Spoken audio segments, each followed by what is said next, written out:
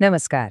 आज आपण गोष्ट करणार आहोत अशा एका महान संताची ज्यांचे अभंग थेट गुरु ग्रंथ साहेबमध्ये स्थान मिळवून गेले. इतकंच नाही तर ज्यांच्या अढळ भक्तीसमोर प्रत्यक्ष दगडी मूर्तीलाही पाझर फुटला. चला आज जाणून घेऊया संत शिरोमणी नामदेवांबद्दल. तर मग आपण त्यांच्या प्रवासाची सुरुवात करूया थेट त्यांच्या बालपणापासून. नरसीबामणी नावाच्या एका लहानशा गावातून सुरू झालेला त्यांचा हा प्रवास पंढरपूरच्या विठ्ठलापर्यंत कसा पोहोचला, चला पाहूया. चला जरा कल्पना करूया. साधारण 13वे शतक. कृष्णा नदीच्या काठी वसलेलं एक शांत छोटंसं गाव नरसीबामणी. आणि हो, बरोबर इथूनच सुरुवात होते संत नामदेवांच्या एका अविश्वसनीय कहाणीची. तर गोष्ट आहे साधारण इसवी सन 1270च्या आसपासची. नामदेवांचा जन्म नरसीबामणीमध्ये झाला. पण खरं तर त्यांच्या कुटुंबाने खूप मोठा निर्णय घेतला होता. भक्तीच्या ओढीने त्यांनी थेट पंढरपूर गाठलं आणि याच निर्णयाने त्यांच्या आयुष्याला एक वेगळंच वळण दिलं. त्यांच्या घरात ना विठ्ठलाच्या नावाचा नुसता गजर असायचा. वडील होते दामाशेट्टी आणि आई गोणाबाई, दोघेही विठ्ठलाचे निस्सीम भक्त.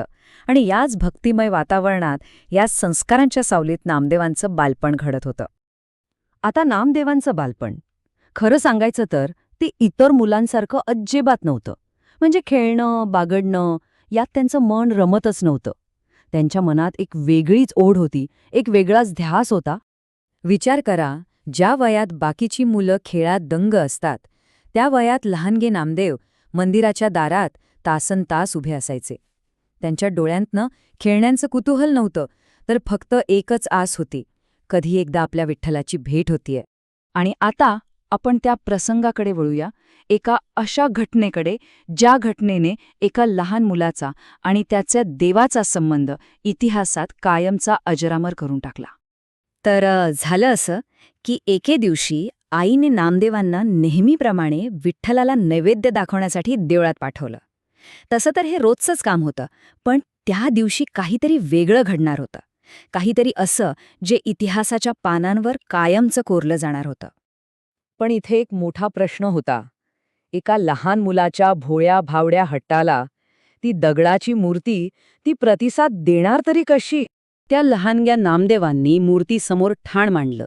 म्हणाले, देवा, जोपर्यंत तू हा नैवेद्य खात नाहीस तोपर्यंत मी इथून एक पाऊलही मागे हटणार नाही. आणि ऐका, हा निव्वळ एक बालहट्ट नव्हता, तर ती होती एका अढळ अविचल श्रद्धेची साक्ष. आणि मग तो क्षण आला जो इतिहासात सुवर्ण अक्षरांनी लिहिला गेला.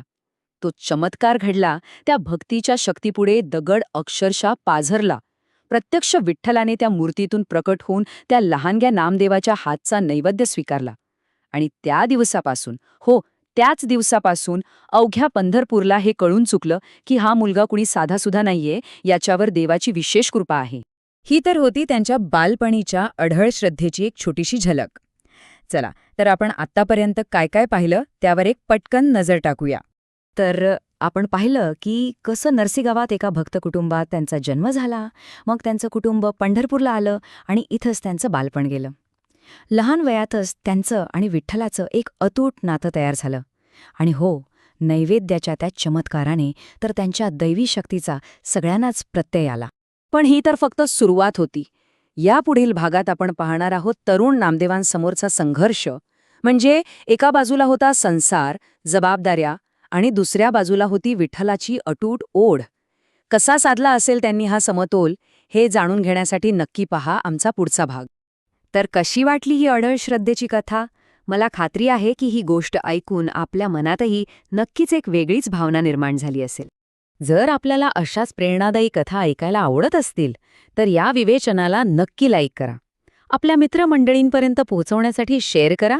आणि हो, पुढच्या भागांसाठी सबस्क्राईब करायला विसरू नका. चला भेटूया पुढच्या भागात. धन्यवाद.